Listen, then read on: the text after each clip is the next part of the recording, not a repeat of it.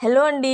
వేసవిలో శరీరానికి చలువ చేసే రాగి అంబలి ఎలా తయారు చేయాలో, దాంతో పాటుగా దానివల్ల ఉపయోగాలేంటో నేనైతే మీకు ఈ వీడియోలో చూపించేస్తాను. సో, వీడియోని స్కిప్ చేయకుండా ఎండ్ వరకైతే చూసేయండి. కట్టెల పొయ్యి మీద ముందుగా బియ్యం కడిగి పెట్టుకోవాలండి. పెట్టుకున్న తర్వాత ఇలా అన్నం ఉడుకుతూ ఉంటుంది. అప్పుడు మధ్య మధ్యలో గరిటెతో ఇలా కలుపుకుంటూ ఉండాలి. ఈ అన్నం అయితే బాగా చిమిడిపోవాలండి.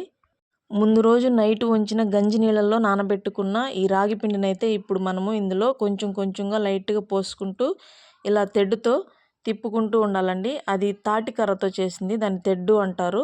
సో, ఇలా కలుపుకుంటూ ఉండాలి. ఈ రాగి పిండిలో ఐరన్, పొటాషియం అధికంగా ఉంటాయండి. ఇలా మొత్తం పిండి పోసుకొని ఒకరు పోస్తూ ఉంటే ఒకరు కలుపుకోవాలి. ఒక్కరే ఈ పని చేయలేరు. సో, షుగర్ లెవెల్ అనేది కంట్రోల్‌లో ఉంటుందండి రాగి పిండి వల్ల. సో, చూసారు కదా! ఇట్లా ఈ టైప్‌లో మొత్తం పిండైతే పోసేసుకొని బాగా కలుపుకోవాలి. ఎండాకాలంలో ఇది ఒంటికి బాగా చలువ చేస్తుందండి. అంతేకాకుండా దీంట్లో లో క్యాలరీస్ ఉండడం వల్ల వెయిట్ లాస్ కూడా అవుతారు. చూసారు కదా! మంట తగ్గించి ఇలా కలుపుకోవాలి. దీనివల్ల రక్తహీనత కూడా తగ్గుతుంది. సో, ఇప్పుడైతే పొయ్యి మీద నుంచి దించేసి ఆ తెడ్డుతో బాగా మిక్స్ అయ్యేటట్టుగా నీట్‌గా కలుపుకోవాలండి. చూసారు కదా! ఈ టైప్‌లో ఒక నైట్ అంతా ఇట్లా ఉంచేసి ఆ పైదంతా అట్లా తీసేసి సో, ఒక గిన్నెలో అయితే ఇలా మనం వేసుకోవాలి.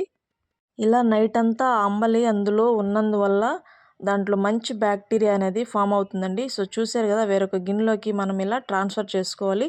సో, ముందుగా పెరుగు కూడా నేను తోడు చేసి పెట్టుకున్నానండి అదే రోజు. ఈ పెరుగులోకి ఈ అంబలి 2 కలిపి బాగా మిక్స్ చేసుకోవాలండి. పెరుగులో ఇంక చెప్పాల్సిన అవసరం లేదు. చాలా గుడ్ బ్యాక్టీరియా అనేది ఉంటుంది. మీకెంత కావాలో అంత పెరుగు ఇక్కడ యాడ్ చేసుకోవాలి. ఈ అంబలే చలువండి. దాంతో పాటుగా పెరుగు కలుపుకుంటే మజ్జిగలాగా జారుగా చేసుకుంటే అది ఇంకా చలువ చేస్తుంది. సో, దీంతో పాటు ఎర్రగడ్డ ఏసుకొని ఫైనల్‌గా రాగి అంబలైతే రెడీ అయిపోయిందండి.